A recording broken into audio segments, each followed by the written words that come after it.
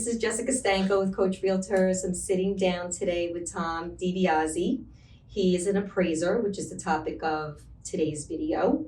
And he's going to fill us in on what an appraiser does and why a bank requires that a house be appraised. Buyers, you find your home, you go into contract, you're financing the purchase, and then I get the call from Tom saying, Jessica, I need to make the appointment to have the appraisal done. Okay, great, we set that up, and Tom steps in. So if you want to start on what you're looking for when you're heading into the house. Sure. Thank you for having me, by the way. Of course. I appreciate the opportunity. So basically when we get the call, the contract's been signed, the bank wants us to go out and assess the house and find out what the value is. Why? Well, the appraisal misconception is that it's for the buyer. It's not for the buyer. It's for the bank. The bank wants to know, they're lending a lot of money, how much is it worth to the typical buyer in that area.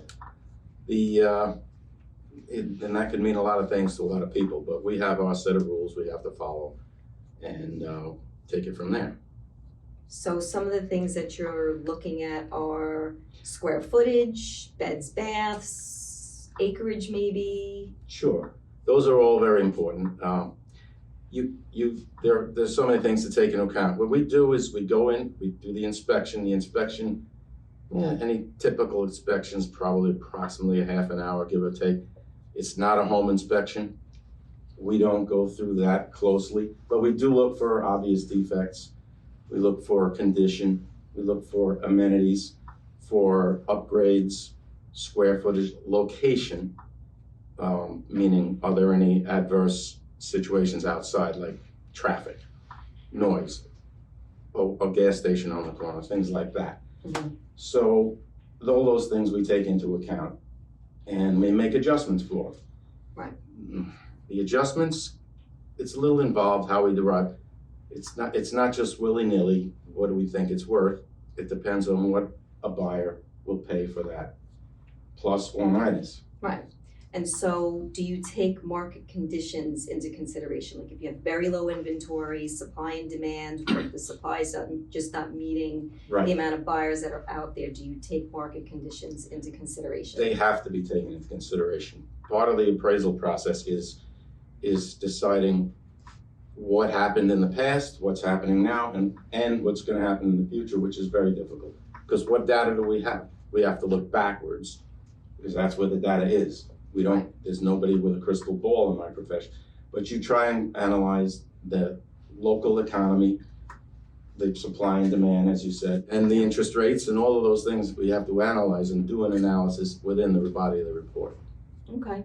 So I know when Tom does give me that call, I'm going to be meeting up with him as a realtor, whether I'm representing the seller or my buyer. I will work on some comparables as well, because not all appraisers are from the area. So you could have an appraiser coming from Queens to appraise a house in Suffolk County, and they really don't know the area that well. So what Tom was saying was location, amenities, right? If you've got beaches, parks, those could be possibly some amenities to consider. Absolutely. And something that comes up on occasion is, I don't necessarily know your area. I have to go everywhere, especially now when it's a little quiet. So I'm covering a lot of different areas. Not all appraisers will do this, but most of us will. We'll ask you, is this house part of the beach association? Things like that nature. I don't know. You know the area better than I do. Right. I know how to appraise. I know what to look for. You know the area. So I like to pick the brain of the realtor and get their information. Right. And that's where, we do come in, where I will supply some comparables. I'll usually do some recent sales in the area. I'll write up something about the amenities in the area. If there's properties under contract right now that haven't closed yet, so Tom doesn't have those numbers. So I'll see if I can find out from the list agent the range, so I can supply that with him, because that's a real recent comparable. Do you take those into consideration though? Oh, absolutely, especially now when there's so few sales to choose from.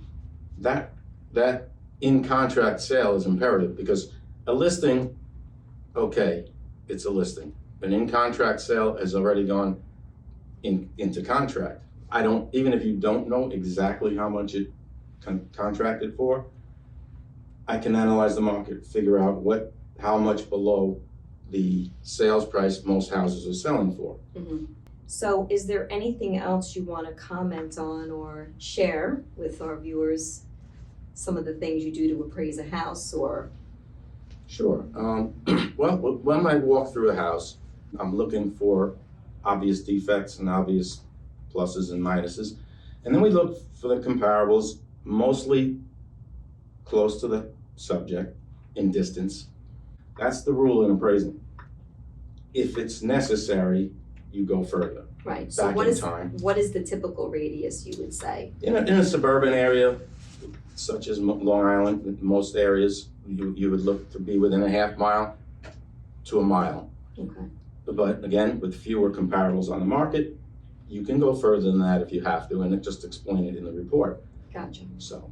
And is school district taken into consideration? Almost exclusively. Yeah. Almost every appraisal, yep.